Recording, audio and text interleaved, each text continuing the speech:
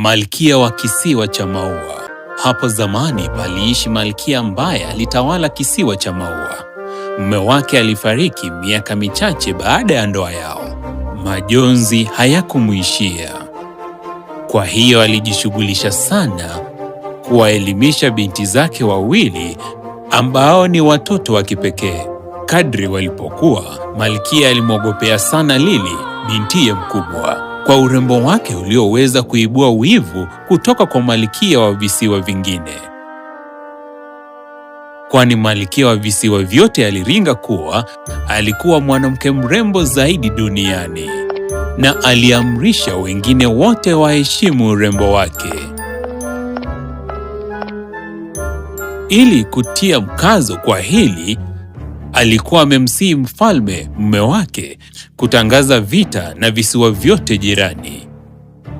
Na alifanya hivyo kwani ndoto yake pekee ilikuwa ni kumridhisha mkewe, kwa sharti moja tu: binti wafalme wote kutoka nchi zingine wenye damu ya ufalme wahudhurie koti pindi watakapofika miaka 15 na wakautunze urembo wa malkia wao.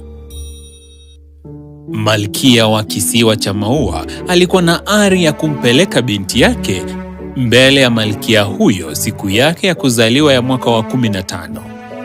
Urembo wa binti mfalme huyo mdogo ulikuwa umesambaa, na habari zilimfikia malkia ambaye alisubiria mgeni wake kwa wasiwasi. Samahani, uko tayari binti yangu? Ndiyo mama.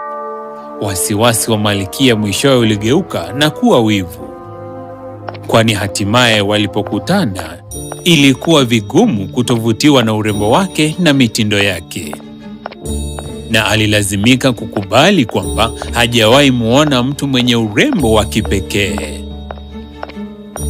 Lakini hakuna kilichoweza kumshawishi kwamba kuna mtu yeyote angempiku. Nahofia nimekuwa mgonjwa tu ghafla. Itabidi tuendeleze haya wakati mwingine. Sifa kutoka kwa watu wengine kwenye koti zilimkasirisha hadi akazingizia ugonjwa na kwenda chumbani mwake. Alitumia salamu kwa malkia wa kisiwa cha maua, akimuia radhi kwamba hataweza kumwona tena. Alimwamini mmoja ya wanawake katika koti kumsihi arudi kwenye nchi yake akiwa na bintiye. Lakini alikuwa rafiki wa zamani wa malkia wa kisiwa cha maua, kwa hiyo malkia hakushindwa kugundua hilo.